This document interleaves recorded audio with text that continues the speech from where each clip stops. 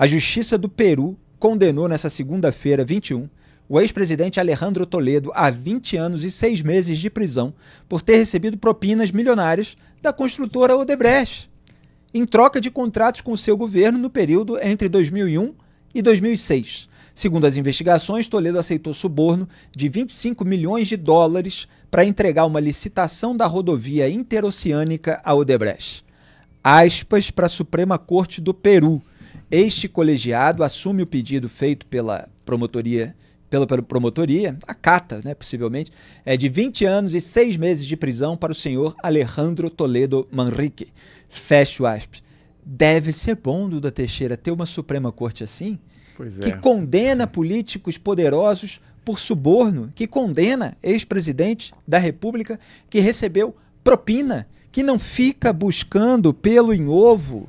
Ah, o procurador estava com o cadastro desamarrado na hora da denúncia. Ai, mas o juiz conversou. Ai, mas houve um carregamento em sacola de arquivos digitais. Anula tudo! Varre para debaixo do tapete. Não, a Suprema Corte do Peru foi lá. Não, recebeu sim. Ah, mas o ministro no Brasil anulou e tal. Não, pra gente não interessa, não interfere em nada. A gente está vendo aqui que as provas confirmam o recebimento, logo vamos condenar. Ponto final nessa história. Olha que contraste absoluto. É um super contraste mesmo. A Lava Jato peruana, inclusive, tem esse nome por causa da Lava Jato brasileira.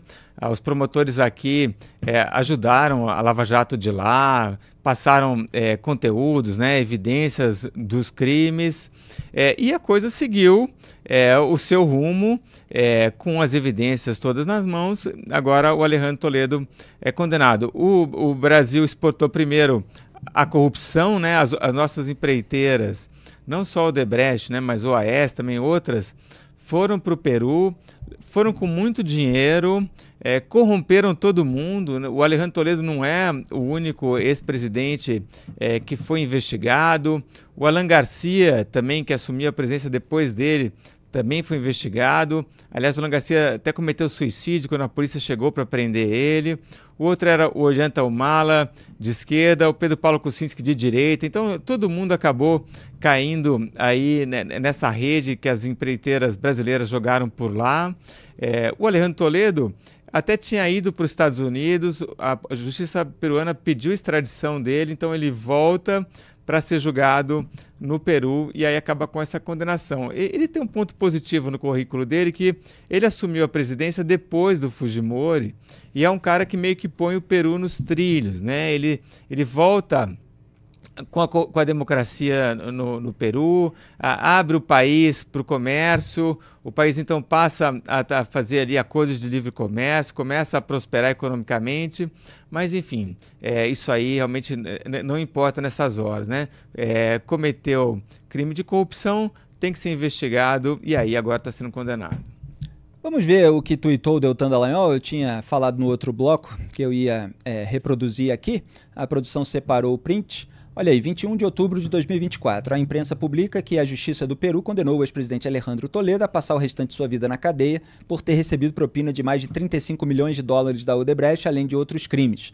No mesmo dia, a imprensa noticia que, no Brasil, o ministro Dias Toffoli do STF blindou o vice-presidente Geraldo Alckmin de responder a uma ação de improbidade administrativa por repasses de Caixa 2 à campanha de Alckmin ao governo de São Paulo em 2014.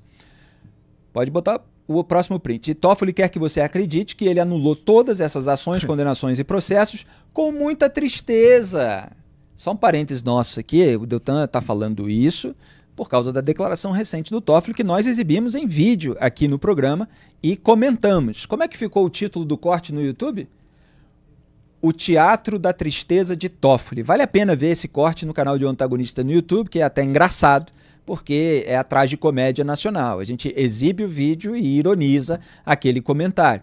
Teatral, obviamente. Então continua o Dallagnol. O único lugar em que a Operação Lava Jato não vingou foi no Brasil, país bananeiro da corrupção e da impunidade. No Peru, nos Estados Unidos, na Suíça e em dezenas de outros países, não há amigo do amigo de meu pai para anular tudo. Tá aí a referência dele ao codinome do Toffoli, na própria Odebrecht, revelado pela Cruzoé em 2019. Quer dizer, o Toffoli anula as ações baseadas em provas da Odebrecht, empresa onde ele era chamado de amigo do meu pai pelo então presidente Marcelo Odebrecht. Por que amigo do meu pai? Porque ele era amigo, e até hoje na verdade, teve um pequeno ruído aí, mas já se recuperou, do Lula, que é amigo do Emílio Odebrecht, também já voltaram a ser amigos, que é o pai do Marcelo. Então, agora é o amigo do vice-presidente Geraldo Alckmin. Essas coincidências de datas, quer dizer, é condenado lá, ao mesmo tempo que um ministro do STF está blindando aqui, só turbinam essa percepção de impunidade, de proteção dos ministros da Suprema Corte às pessoas poderosas desse país, seja na esfera política, seja na esfera econômica. Aliás, até é curioso falar de esfera política, econômica, né? Esse pessoal que tem aí a sua esfera midiática também.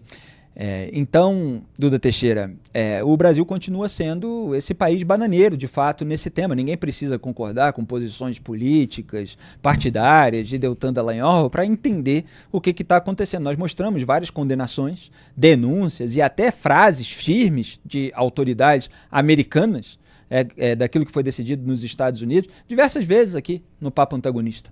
Então, tem todo um histórico de denúncias e condenações em outros países, enquanto no Brasil tudo é varrido para debaixo do tapete. O Deltan tem se mostrado muito hábil aí no uso das redes sociais, né? Sempre muito certeiro e rápido. E ele tem toda a razão ali no final da mensagem dele, que ele aponta: no Peru, Estados Unidos e Suíça, a Lava Jato continua em vigor, né? Essa coisa de enterrar a Lava Jato foi só aqui no Brasil por essa frente ampla pela impunidade. Mas nos Estados Unidos e na Suíça, por exemplo, os promotores fizeram a própria investigação, né? Houve troca de informações aqui com o Ministério Público Brasileiro, mas eles mesmos foram atrás, conseguiram provas e daí fizeram os acordos de leniência e congelaram, inclusive, os ativos das empresas. E tudo isso continua normalmente no Peru, nos Estados Unidos e na Suíça. É aqui no Brasil só que a coisa está dando uma marcha atrás. Exatamente. E Geraldo Alckmin e Gilmar Mendes, que foi colocado no STF pelo governo de Fernando Henrique Cardoso, portanto do PSDB, o antigo partido do Alckmin, estavam juntos num evento empresarial, midiático e de saúde. Gilmar Mendes, grande entendedor de saúde, né?